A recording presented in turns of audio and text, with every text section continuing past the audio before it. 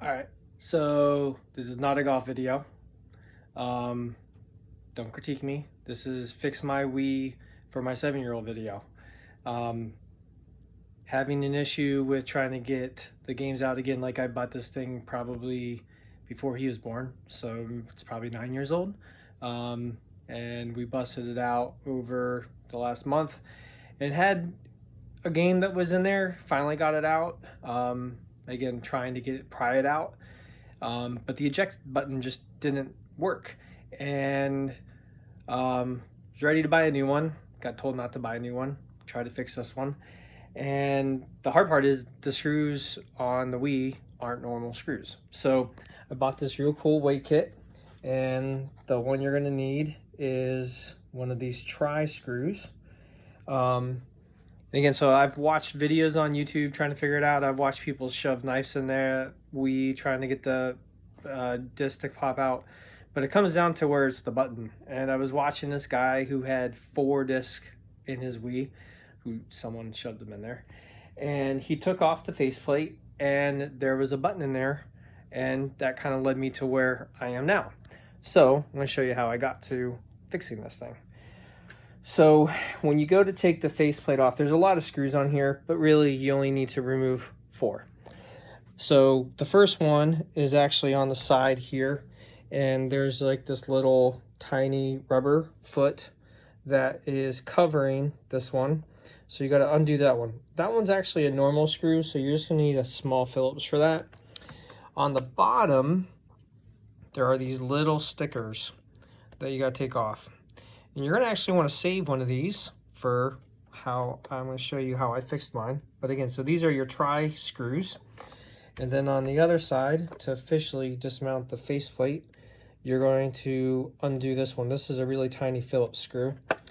And the faceplate is going to come apart. And when you take it apart, you just got to be careful. Mine's already apart, taken out, but there's this little wire.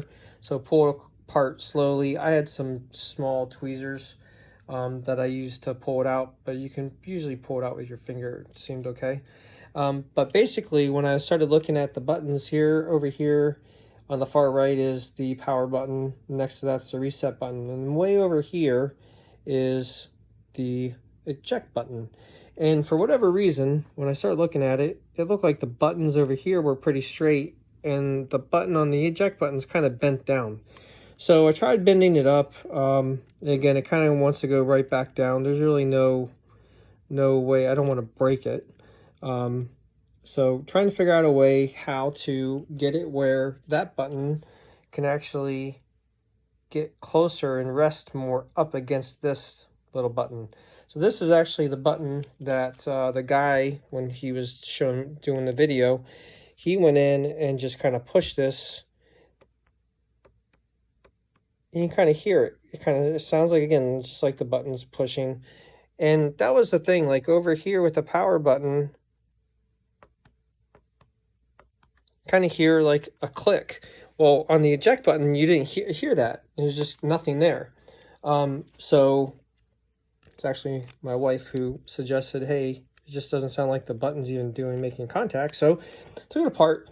And this is what I found to kind of work the best. Again, like right now, I think I tried to do it and I got through about 15 clicks and it's kept working. So I took that little piece of sticker and I folded it in half. I tried to super glue it on top of the button, but that actually made it where the eject button didn't work at all. So I folded it in half and I actually put it right in between this little black like piece and the eject button. Kind of see it right in there. And when I put it on, it worked pretty good. Again, I've tried to bend it and just do nothing with it. You can hear it right there. That's pushing that button every single time. So I think that's what I'm going to go with for now. And again, hopefully that'll help you fix your Wii, so you don't have to buy a new one, number one, or dispose the one that you have. But again, 4 bolts. It cost me probably 25 bucks for the little screw kit. But definitely, hopefully that helps you get your Wii back up and running. And this way, my 7-year-old can put a new game in. Cheers.